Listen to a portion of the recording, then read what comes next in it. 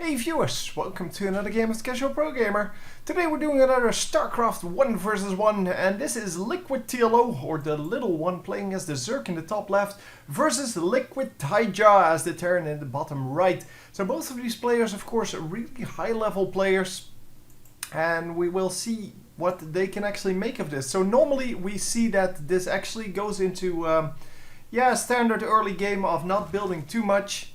Just workers and overlords for this guy, and just some supply depots and barracks and, well, a lot of SCVs.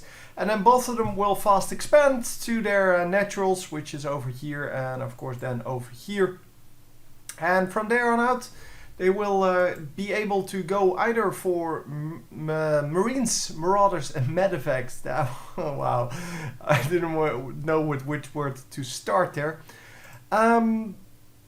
Or we can go for tanks and Hellions, or Hellions and Marines even, things like that, or Hellions and Marauders. So you have a lot of combinations, and for the Zerg you kind of react to what the Terran is doing, otherwise you will just straight up lose. We saw that a couple of times in the previous games, where the Zerg players just keep sticking to, for example, Zerglings, and if you stick to Zerglings against a troop of Hellions, especially with the blue flame upgrade, then you're going to die. I mean, there is no way to win then, because the Hellions are made to combat those Zerglings, and unless you go with roaches, you cannot really defeat that. And then of course they will go Marauders against your roaches, but that's okay. I mean, the Marauders do double damage against the roaches, but, well, you can still win that, at least. You can still destroy the Hellions pretty well and things like that. So all in all, it is not an easy matchup for the Zerg player at all, but it is winnable. It is definitely winnable.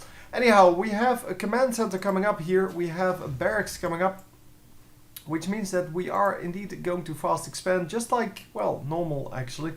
And we have a fast expand into a spawning pool, and then we're going to transfer some drones eventually, and, well, just mine off of 2 bases. So yeah, of course the Overlord is going to scout around. It's going to see that the second base is not yet up, but then it will see it fly in, and then it will probably make its way out of there. Unless the Marine comes up first, it all depends on that, of course. The barracks, once it's finished, is going to produce a Marine. And if the Marine goes here straight away, it's going to chase away this Overlord, and the Overlord will not see when that base is going to land. And it is a standard thing to do, so it's not like you only do that when your base is landing, or when you are in fact getting a base. No, you do that all the time, because you're trying to pick off this Overlord anyway. So you might as well try that. Anyway, we do have the orbital command coming up. Orbital command, of course, something that you definitely would want to have as early as possible. The Marine is not going there. The Marine is actually stuck on this this little bit of, well, unbuildable terrain. It's not a big deal, and he is going to reveal his command center. And as you can see, the indestructible terrain thingy, well, the flat rocks, whatever they are going to go away, but he is going to reveal his command center for really no reason, and he's going to let this Overlord just pass straight in there for no reason either. So yeah, everyone will fly in over here, so through this thing, to see the natural expansion. And yeah, that's exactly what the Zerg player did here, and he could have easily prevented that, but did not do so. So I don't know what the reasoning behind it is, because killing this little bit of rocks is really not a priority.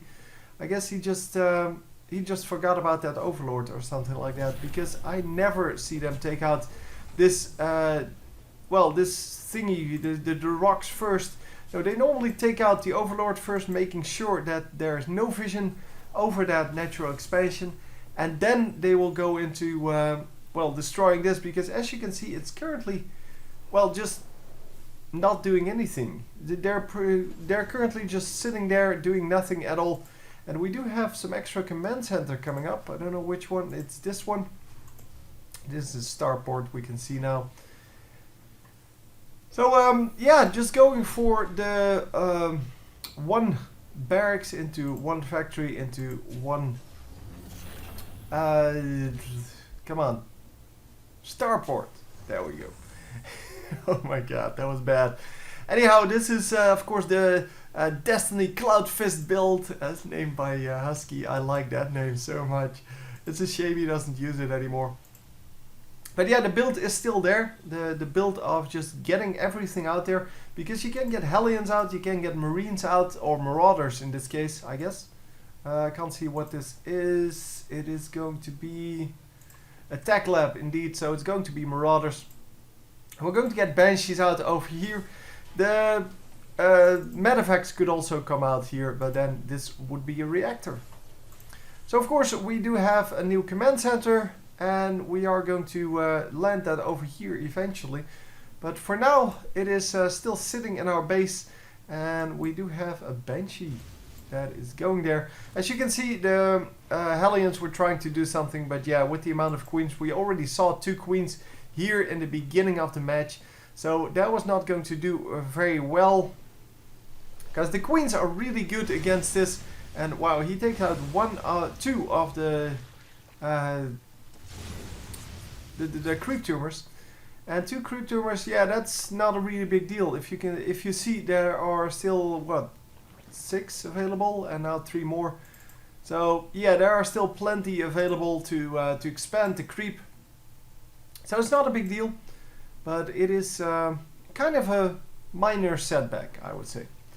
So he is going to try to pick off these creep tumors, and now he's going to actually manage to do so, because with the scan you can actually see all of the creep tumors.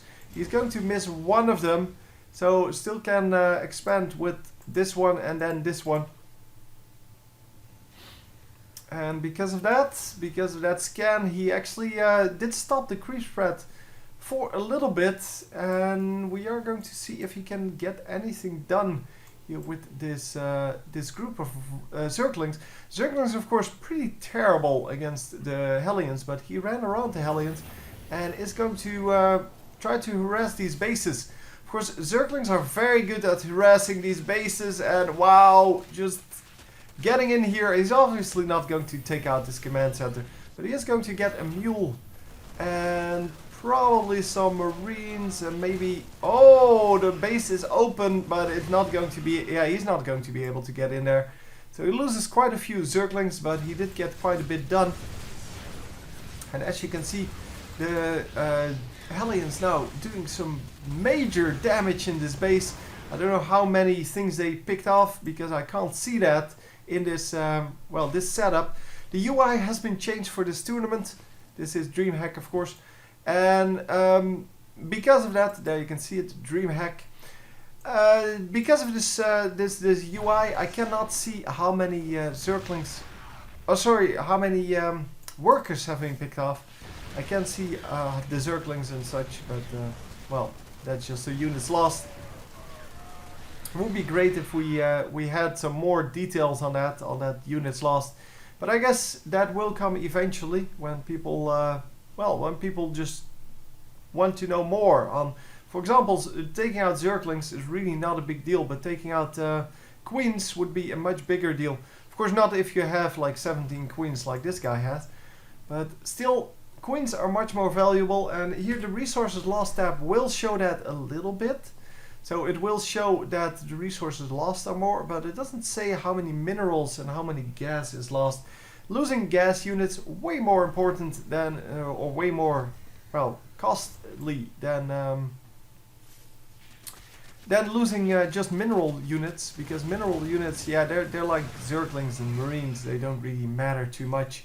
But gas units, especially heavy gas units like the High Templar and things like that. So yeah, I guess tanks would be, well, they're not really high gas units, I guess. But some of the air units are really gas heavy. So I guess that would be good to know. So those kind of things would be better to know than just the amount of resources, because yeah, for example, the mule is very gas heavy, and if you no, I didn't want you. Oh, I can't select them anyway. Never mind. I can't select them, so I can't see what how they're doing. And well, the health bars will show up eventually when they get damaged. But this is a huge clump of Mutalisks. It hasn't been scouted yet. Now it has been scouted. I guess he did know what was coming because he did have, well, one of the turrets at least out. And the Widow Mines, yeah, he's trying to get a Widow Mine hit. And I think one of the Widow Mines hit. He's trying to get a Widow Mine hit off on this this clump of Mutalisks. Because if he can, that does so much damage. They take so much damage from that. And of course, that would be incredibly good for him. So I guess this Widow Mine just picked off a whole bunch of Zerglings because the Zerglings just melted somewhere. May also have been this this clump of Marines. I don't know. He has plenty of Marines available. So let's see the current situation. We have 80 drones versus 67 SCVs. So yeah, that's a pretty big difference. But of course, the Zerg player normally is one base ahead, and that's exactly what's happening here. Mutalisks are coming in. They're going to pick off this this rocket turret, missile turret, sorry, straight off, and going to retreat afterwards, which is pretty strange. Because the entire army is coming in here, so he could have at least, if he's certain or relatively certain that he can do this, then he can actually just leave his Mutalisks in, but he is not certain that he can actually do this. And without an Overseer, this is going to be very risky. With an Overseer, it's still risky because the Marines don't really care about the Overseer. But he can actually run into Widow Mines here and just lose his entire clump of Mutalisks in one go. He did lose quite a bit of HP and quite a bit of Mutalisks in general to this this Marine setup, but he lost quite a few Zerglings as well to this. And yeah, of course the Widow Mines now being picked off, or yeah, well, not being picked off, but now being scouted. Or now that he knew they were there, they actually well, detonated all on 2 Zerglings, so it's not a big deal. And definitely good for the Zerg player, but he does need to scout those. And he does need to make sure that that the Overseers are here to actually spot that. But no, he's not going to pick them off. The Widow Mines are going to just run around, and wow, all of these, yeah, all of the banelings go down to the Widow Mines, and well, that was it apparently. So our Terran player wins. Kind of a messy battle here in the end. No Overseers out to detect the Widow Mines, even though the Widow Mines were really scary. And of course the Mutalisks didn't really work out for him. Mutalisks can be very good if you can use them to harass these mineral lines. And of course, especially here, he had the missile turret down. He had an entire group of SCVs that he could potentially pick off. But he didn't do anything. He ran back to his base to help out with the defense and couldn't really make that work. So lost his base here and kind of gave up from there. So anyway, hope you enjoyed, and I will see you next time. There is a game number 2 and 3. So I hope to see you there. GG.